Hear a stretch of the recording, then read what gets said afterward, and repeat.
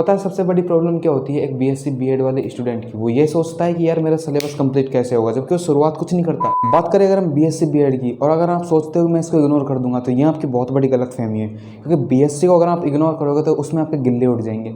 मैं आपको बता दूं कि 1 लाख से सीधे ही है ना 100 रोल नंबर उड़ जाते हैं। बीएससी का जब रिजल्ट आता है ना, तो पता ही नहीं चलता आपका रोल नंबर है भी या नहीं है, अगर आपने पढ़ाई नहीं करी है। अगर आप इसको इग्नोर करते हो तो सीधी बात है, आप आउट हो जाओगे, आप फेल हो।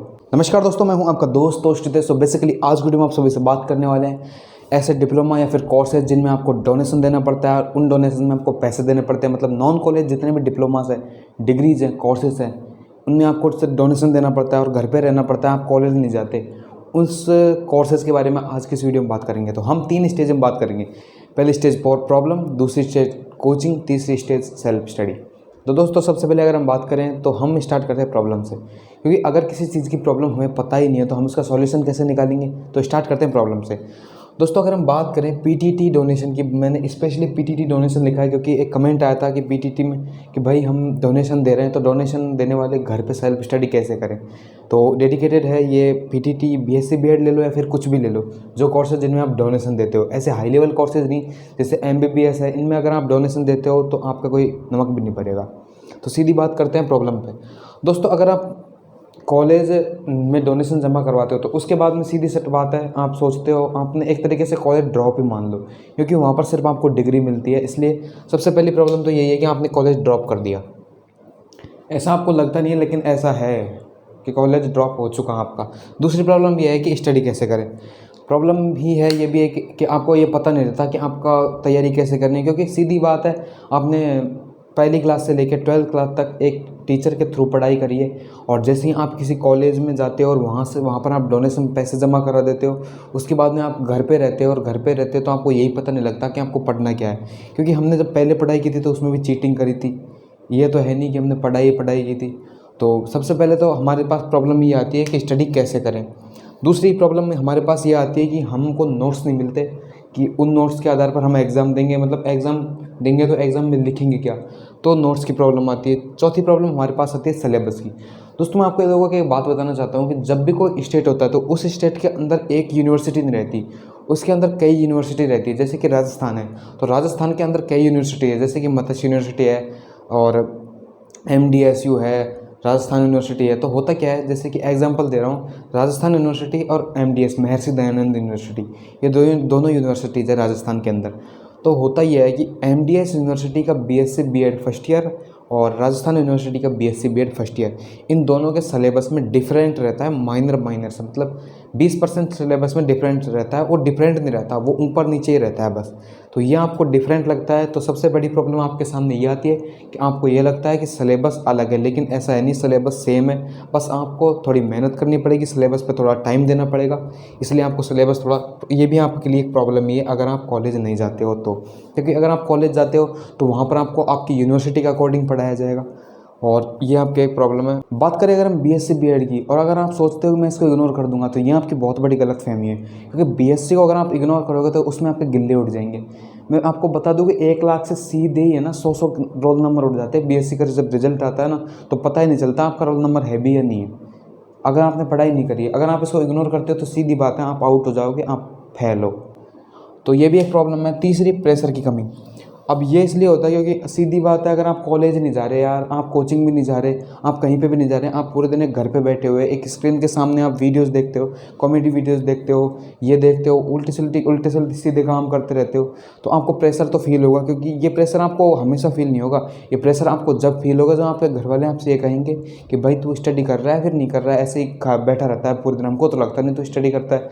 फिर आपके दिमाग में एक ही चीज़ आएगी कि आप पढ़ूँ क्या, कोई पढ़ाने वाला तो है ही नहीं। तो इग्नोर, प्रेशर की कमी। तो प्रेशर की कमी की वजह से आप पढ़ाई नहीं कर पा रहे, ये फैक्ट है। उसके बाद में हमारे पास आता है ये पॉइंट, एलोन फीलिंग।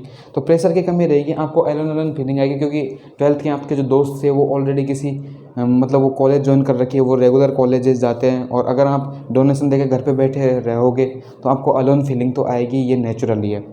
उसके बाद में गिल्टी। देखो यार, अगर आप इतने सारे पॉइंट हैं और इतने सारे पॉइंट को आप फॉलो करते जा रहे हो तो सीधी बात है आपको गिल्टी फील तो होगा ही कि यार मैंने किया ही क्या है लाइफ में, मैं कुछ नहीं कर पा रहा, मैं कुछ भी नहीं हूँ, ऐसी फीलिंग आई है। मतलब मेरा वेस्ट है, 12th के बाद में मैंने गलत ऑप्शन ले लिया। मतलब कि मेरे को कॉलेज ज्वाइन करनी ही नहीं चाहिए थी। मेरे को चाहे बीएससी बीएड के बजाय डोनेशन नहीं दे के अगर मैं मेरे एरिया में कॉलेज ले लेता तो फ़ायदे में रहता। अब बात करते हैं इसके सॉल्यूशन की। इसका सॉल्यूशन भी है दोस्तों। अगर हम बात करें कोचिंग से, पहले हम बात करेंगे कोचिंग की, उसके बाद में हम बात करेंगे सेल्फ स्टडी की। कोचिंग की हम बात करते हैं तो अगर आपने किसी कॉलेज के अंदर डोनेशन दे दिया और आप वहाँ पर कॉलेज नहीं जा रहे हो तो आप कोचिंग ज्वाइन कर सकते हो। जब आप कोचिंग ज्वाइन करते हो तो कोचिंग में एक फ़ायदा ये रहता है कि आपको डेली रूटीन रहता है, आपका एक डेली रूटीन फिक्स रहता है। जैसे कि आपको सुबह 7 से लेके 12 बजे तक 5 घंटे कोचिंग जाना है, तो ये रूटीन आपका रहेगा डेली। एक फ़ायदा तो आपको ये है कोचिंग जाने से। दूसरा फ़ायदा ये रहेगा कि अगर आप डेली कोचिंग जा रहे हो तो आपके नोट्स बिल्डअप हो जाएंगे। आप नोट्स बना लेते हो कि कोचिंग जाओगे तो आप पढ़ाई तो करोगे। अगर आप रेगुलर कोचिंग जाते हो तो ऐसा तो है नहीं कि आप 2 दिन कोचिंग गए, तीसरे दिन कहीं क्रिकेट खेलने निकल गए, चौथे दिन दोस्तों के साथ घूमने निकल गए, पाँचवें दिन किसी का बर्थडे आ गया। ऐसे नहीं करना हमको कोचिंग करनी है। अगर आपको कोचिंग करनी है और अगर आप कोचिंग को रेगुलर करते हो तो आपके नोट्स बन जाएंगे, सिलेबस मैनेज हो जाएगा। देखो यार, एक चीज़ होती है, जब हम किसी चीज़ को पढ़ते नहीं हैं और उसको सिर्फ आंकड़ों के आधार पर मापते रहते हैं तो सिलेबस कभी नहीं मिलेगा। पता है सबसे बड़ी प्रॉब्लम क्या होती है एक बीएससी बीएड वाले स्टूडेंट की? वो ये सोचता है कि यार मेरा सिलेबस कंप्लीट कैसे होगा, जबकि वो शुरुआत कुछ नहीं करता, बस सोचता ही रहता है कि सिलेबस कंप्लीट कैसे करें। लेकिन अगर आप पढ़ना स्टार्ट करते हो तो आपको पता चल जाएगा कि क्या मेरे को पढ़ना है, क्या मेरे को नहीं पढ़ना। तो सिलेबस मैनेज आप कर लोगे आराम से, फ्रेंड सर्कल आपका बन जाएगा, एक अच्छा फ्रेंड सर्कल। देखो यार, दोस्त दोस्त होते हैं, चाहे वो कमीने हो, चाहे अच्छे हो, चाहे बुरे हो, लेकिन आपका फ्रेंड सर्कल बन जाएगा अगर आप एक कोचिंग ज्वाइन कर लेते हो तो। उसके बाद आप डेली न्यूज़ से अपडेट रहोगे। अगर आप घर से बाहर निकलोगे तो आपको पता चलता रहेगा कि आपके एरिया में क्या चल रहा है। मैं ये नहीं कहता कि सोशल मीडिया से न्यूज़ का पता नहीं लगता, खूब पता चलता है कि क्या चल रहा है दुनियादारी में, लेकिन सोशल मीडिया पे हार्मफुल ज़्यादा न्यूज़ेस मिलती है। वही न्यूज़ ज़्यादा मिलती है सोशल मीडिया पे जिसका आरपीएम हाई रहता है, मतलब जो कि पॉपुलैरिटी में रहती है वही न्यूज़ मिलती है, आपको नॉर्मल न्यूज़ नहीं मिलती। तो आप न्यूज़ से अपडेटेड रहोगे और कॉलेज वाली फीलिंग आएगी अगर आप रेगुलर कोचिंग जा रहे हो तो। अगर आप डोनेशन दे रहे हो, कोचिंग जा रहे हो, तो आप नॉलेज गेन कर रहे हो और आपको कॉलेज वाली फीलिंग भी मिली जाएगी। और ये जो हमने रेड बॉक्स छोड़ रखा है, इसको हम पहले सेल्फ स्टडी वाला ऑप्शन, मतलब सेल्फ स्टडी के बारे में जानेंगे, उसके बाद में हम इस रेड वाले में आएंगे। दोस्तों, ये तो हमने बात कर ली कोचिंग की और ये हमने बात कर ली प्रॉब्लम की। अब हम बात करते हैं सेल्फ स्टडी की। सेल्फ स्टडी जब आप करते हो तो ऑल सब्जेक्ट की आपको बुक लेके आना पड़ेगी जिस यूनिवर्सिटी में आप पढ़ते हो उस यूनिवर्सिटी की। तो जैसे कि मान लो आप पूरी बुक लेके आ गए, उस यूनिवर्सिटी की जितने भी बुक्स थे, नोट्स थे, सब आपने ले लिए। मैं बात नहीं कर रहा 1 वीक सीरीज़ की, 1 वीक सीरीज़ की बात मैं यहाँ पर नहीं कर रहा, मैं बात कर रहा हूँ बुक्स की। आप बुक्स लेके आ गए, उसके बाद में आपको बनाना पड़ेगा एक टाइम टेबल, एक अच्छा टाइम टेबल, ना कि ऐसा टाइम टेबल। देखो यार, टाइम टेबल की मैंने एक वीडियो ऑलरेडी मेरे चैनल पे एक वीडियो ऑलरेडी अपलोड हुई है टाइम टेबल की, लेकिन एक और वीडियो लेके आऊँगा टाइम टेबल के बारे में। लेकिन अगर आपको एक अच्छा टाइम टेबल बनाना है तो उसके लिए मैं नेक्स्ट वीडियो ले आऊँगा। लेकिन अभी बात करते हैं इसकी सेल्फ स्टडी की। तो आपको एक अच्छा टाइम टेबल बनाना पड़ेगा, तभी आप सेल्फ स्टडी सक्सेस हो सकती है, वरना सेल्फ स्टडी सक्सेस नहीं होती। क्योंकि सेल्फ स्टडी में यही होता है कि आप पढ़ते पढ़ते आपको ये लगता है कि यार मैं टाइम देखता हूँ, टाइम देखने के बाद फेसबुक के नोटिफिकेशन आ जाता है, वहाँ से आप नोटिफिकेशन को देखते देखते कब यूट्यूब पे पहुँच जाते हो और कब कहाँ पर पहुँच जाते हो, 2 घंटे लग जाते हैं। उसके बाद में आप 5 मिनट स्टडी करते हो, फिर आपको ये लगता है कि मैंने 2.5 घंटे स्टडी करी है। तो इसलिए एक अच्छा टाइम टेबल बनाओ, और टाइम टेबल बनाने से ज़्यादा इम्पोर्टेंट है कि आप उसको फॉलो कर पा रहे हो या फिर नहीं कर पा रहे। ठीक है, तो make a good time table. और उसके बाद हम बात करते हैं केयरलेसनेस मतलब लापरवाही। अगर आप सेल्फ स्टडी कर रहे हो तो आप लापरवाही बिल्कुल नहीं कर सकते। आपको लापरवाही की अपनी लाइफ में कोई जगह नहीं देनी अगर आप सेल्फ स्टडी कर रहे हो। अगर आप कॉलेज जाने के बाद में लापरवाही कर लेते हो तो सही है, लेकिन अगर आप सेल्फ स्टडी के आधार पर टिके हुए हो और वहाँ पर आप लापरवाही कर रहे हो तो फिर बचा ही क्या है? खुद को धोखा दे रहे हो। दुनिया का धोखा दे लो लेकिन खुद को कभी धोखा मत देना। केयरलेसनेस। उसके बाद में बात करें हम रिटन प्रैक्टिस की। अगर आप सेल्फ स्टडी कर रहे हो तो जितने भी आप बुक्स लेके आए हो उन बुक्स के नोट्स बनाओ और नोट्स बना के उनकी रिटन प्रैक्टिस करो। अब मैं सेल्फ स्टडी में रिटन प्रैक्टिस की स्पेशली इसलिए बोल रहा हूँ क्योंकि यहाँ पर आप कोचिंग जब ज्वाइन करते हो तो यहाँ पर होता ये है कि आप एक रिटन प्रैक्टिस चलती रहती है। जो आप कोचिंग में सर पढ़ाते हैं तो वहाँ पर स्पष्ट रहता है कि आप लिख रहे हो, लिखते लिखते आपकी पढ़ाई हो रही है। लेकिन यहाँ पर ऐसा कुछ भी नहीं है। यहाँ पर आपको नोट्स बनाने हैं, नोट्स की रिटन प्रैक्टिस करनी है। तो रिटन प्रैक्टिस हो गया। उसके बाद में आपको एनालाइज करना है वीकली, मतलब आपको अपना मतलब मापन करना है वीकली कि आपने कितनी स्टडी करी है, कितना आपने दुनियादारी में मतलब भाग लिया, हिस्सा लिया, आपकी हिस्सेदारी क्या है दुनियादारी के अंदर।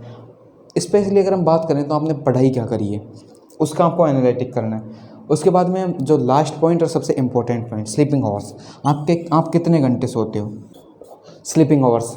दोस्तों मैं ये नहीं कहता कि आपको ज़्यादा सोना है फिर कम सोना है, लेकिन एक नॉर्मल व्यक्ति की, नॉर्मल पीपल, नॉर्मल पर्सन की जो नींद होती है वो 7 से 8 घंटे की नींद में बहुत मानता हूँ 24 घंटे के अंदर। चाहे आप 4 घंटे रात में सो रहे हो, 4 घंटे दोपहर में सो रहे हो, या फिर आप 8 घंटे रात में सो रहे हो।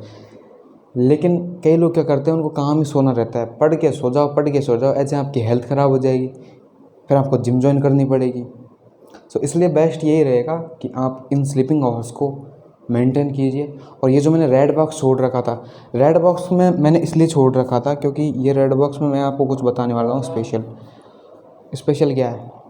स्पेशल ये है कि अगर आप मान लो कि आपकी कॉलेज 500 किलोमीटर दूर है और आपने कॉलेज में दे दिया डोनेशन, तो आपके पास अब एक ऑप्शन है कि आप आपके एरिया में एक कॉलेज ज्वाइन कर लो। वहाँ पर आप उनको पे कर दो कि मैं कॉलेज आऊँगा और मैं सिर्फ कॉलेज आऊँगा, मेरी कोई एब्सेंट प्रेजेंट नहीं लगेगी, मेरे रजिस्टर में कोई रिकॉर्ड नहीं रहेगा, बस मैं कॉलेज आना चाहता हूँ। तो वहाँ पर आप उनको कुछ पे कर सकते हो, 10,000 मतलब जितनी फ़ीस है उससे आधी फ़ीस में वहाँ पर आपको जाने की परमिशन मिल जाएगी। तो आप अपने एरिया में कोई भी कॉलेज ले सकते हो, कॉलेज इन योर सिटी। ये लीगल नहीं है, लेकिन अगर आप कॉलेज के प्रिंसिपल से जाके आप वहाँ पर बात करते हो तो वो आपको अलाउ कर देंगे कॉलेज में आना, क्योंकि वो भी समझते हैं कि यार कॉलेज दूर है, अगर इसकी इच्छा है कॉलेज आने की तो आप जा सकते हो अपनी सिटी के किसी भी कॉलेज में। वहाँ पर आपको सिर्फ यहाँ पर डोनेशन दे रहे हो तो थोड़ा सा डोनेशन यहाँ पर भी दे दो, क्योंकि आप कोचिंग में भी इतने पैसे दोगे फिर आपको कोचिंग करने की ज़रूरत नहीं है, आप कॉलेज जा सकते हो यहाँ पर। तो जितने भी मेरे भाई और बहन और जितने भी जो खुद को मानते हैं मेरा कुछ भी, तो उनको मैं एक ही सलाह देना चाहता हूँ, आपके पास 3 ऑप्शंस हैं, कोचिंग, यूनिवर्सिटी कॉलेज और सेल्फ स्टडी। और इसके अलावा अगर कोई ऑप्शन आपको लगता है तो कमेंट में मेरे को बता दो। हाँ, और कई लोग ये बोलते हैं कि आप गलत इन्फॉर्मेशन दे रहे हो। भाई मैं गलत इन्फॉर्मेशन क्या देता हूँ, देखिए बताना, मैं वही बताता हूँ जो रियलिटी है, रियलिटी पे मैं बात करता हूँ और इससे ज़्यादा मैं कुछ नहीं कहना चाहता, क्योंकि मैं एक शांति प्रिय आदमी हूँ। तो बात कर ली हमने हमारे तीनों पॉइंट की, problem, solution, solution, solution. Problem, solution, solution और सॉल्यूशन, 4 पॉइंट पे हमने बात कर ली। और आज की इस वीडियो को यहीं पर एंड करते हैं। और अगर आपको वीडियो अच्छी लगी हो तो चैनल को सब्सक्राइब कर देना, वो लाल बटन है नीचे, उसको सब्सक्राइब करके बेल आइकन को ऑल पे प्रेस कर देना। मिलते हैं इसकी नेक्स्ट वीडियो में, तब तक के लिए जय हिंद, जय भारत।